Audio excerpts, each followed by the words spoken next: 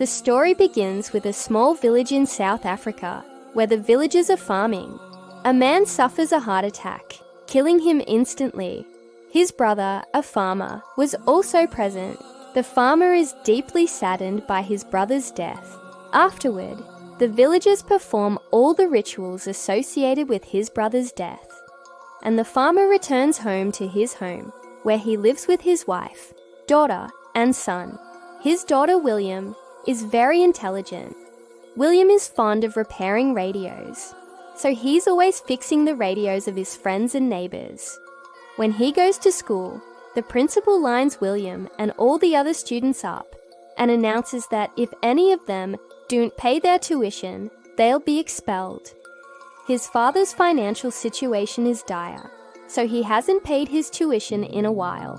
William's class teacher, who has a crush on his sister, is also a friend. He tells William that he must pay his fees quickly, or he'll be expelled from school. But he knows his father doesn't have enough money to pay. He also desperately wants to study. He has a passion for it, while his mother wants William to work in the fields with him. When William is studying at night, it's getting dark, and he asks his mother for oil to light the lamp, but his mother refuses, saying, "I can't give you oil to study.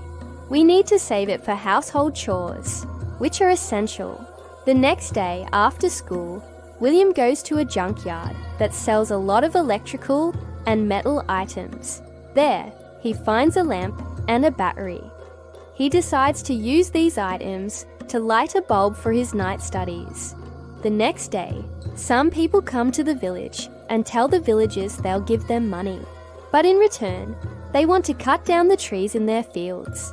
But the village head refuses. He says, "These trees protect our fields from floods. If we cut them down, our fields will be flooded." William's dad agrees, but all the other farmers sign a paper which states that they can cut trees from their fields. Because the village is facing severe poverty and everyone needs money, the work of cutting trees from the fields begins quickly. That night, William tells his dad, "Dad, I need money for my school fees." But his dad says, "Son, I don't have the money right now. I can't pay your fees. You'll have to wait until the harvest. Only then will I have the money." This upsets William.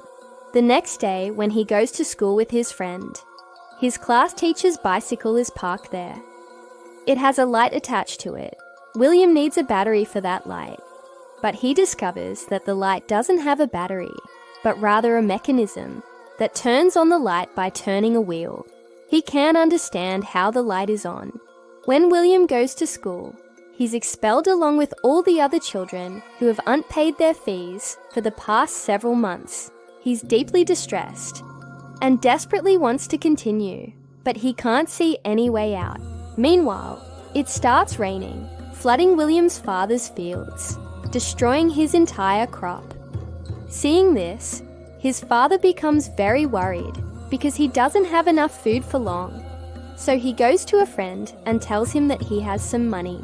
He wants to use it to save his trees, so his fields can be protected from water.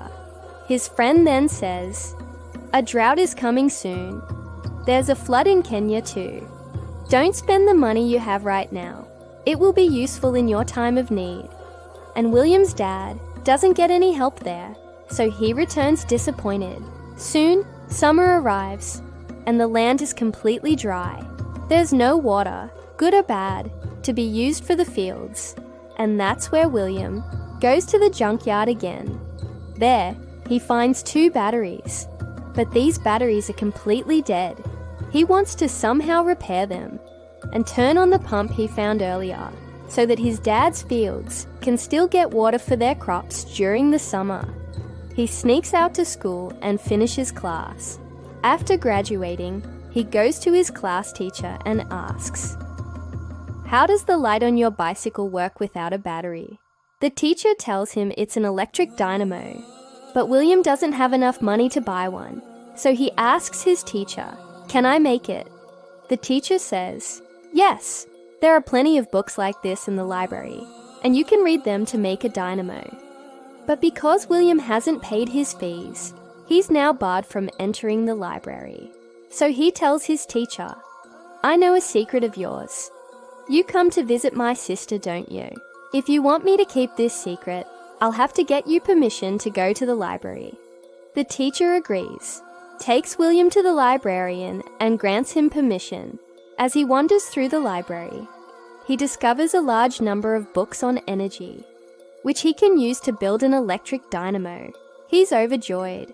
A few days later, the president arrives in the village. The village chief explains his need for money and explains the village's shortcomings.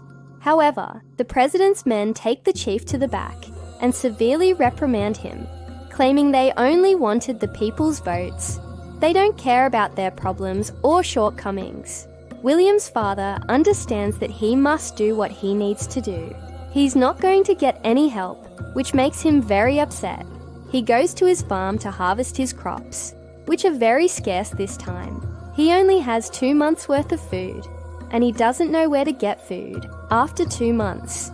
William's father then removes the tin roof from his house and goes to the market to sell them. The radio announces that the price of food grains is going to rise drastically, especially food items, because the country is so short. This upsets everyone. But the truth is, it was all a ploy by the government, as corruption is rampant. Corrupt officials make money by lying to people. William's father joins those who are shouting slogans and holding rallies against the government. While he's gone, 2 trucks carrying grain arrive in their village. The government has sent them to the village, offering them at very low prices. William's mother pays him to go get the grain. When he leaves, some men come to their house and steal the grain they had stored from their fields. Now they have no grain left, leaving his mother in grief and crying. A little while later, William returns with some rations. And now William's father is also there. She says, "Now we can only eat once a day. This way, we'll be able to survive on this ration for a few days." William's entire family is helpless because neither the government is providing any assistance, nor is it raining. One night, William goes to his sister and says, "I know you love my teacher. I want you to borrow the dynamo from his bicycle. With this, I'll run the motor pump so we can pump water to the fields." His sister doesn't respond, but the next day, when William returns with wood, he finds that his sister has left home. His parents are distraught and crying. When he goes into the room, he finds that his sister left him the dynamo that was attached to his teacher's bicycle. This means that his sister ran away with his teacher. Now William and his friends connect this dynamo to a windmill and play the radio, which makes everyone very happy. After this, they all go to the junkyard, where they collect a lot of supplies. Now, William needs a larger windmill to run the water motor, and for this, he needs a bicycle. So he goes to his dad and shows him how to operate a radio with his small windmill and dynamo. But his dad doesn't understand. Then William tells his dad, "I want to build a bigger windmill. It will power a water motor, allowing us to irrigate our fields in all seasons. But for that, I need your bicycle. Once you give it to me, you'll never be able to ride it again because it will have to be cut up." Hearing this, William's dad becomes very angry. They destroy his windmill and say, "You do all this useless work. From today on, you'll work in the fields with me." He is forced to work in the fields with his father. Now William's father and the entire village are suffering from hunger. When he returns home, he sees that all his friends are leaving the village. So he tells them, "We have to stay here.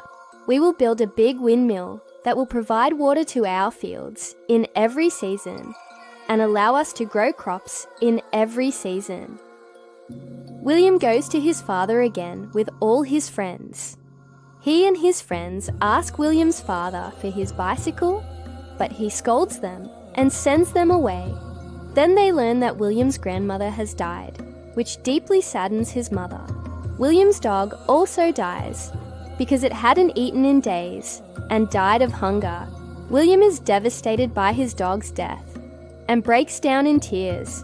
His father also realized they had to find a way out, so he went to William and said, "I can't see any way out. If you think you can pump water using a motor, you can borrow my bicycle, which is what you need." William then took his father's bicycle and had it cut up to be used as a part of a windmill. Together, the villagers began building the windmill.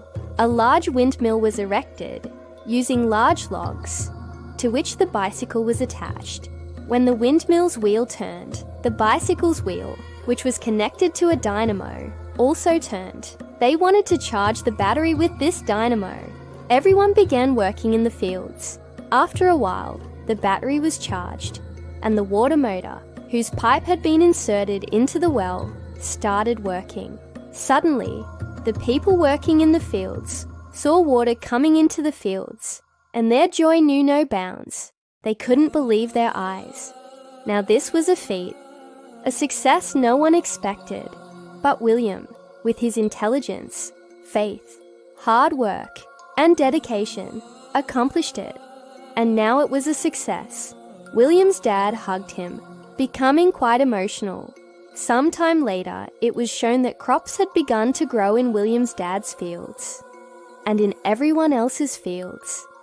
This meant that, thanks to William, they could now grow crops in any season.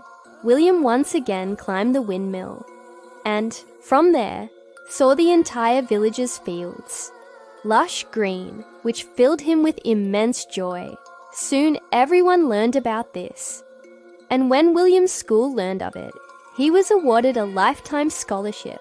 This meant that he could now go to school without any financial expenses.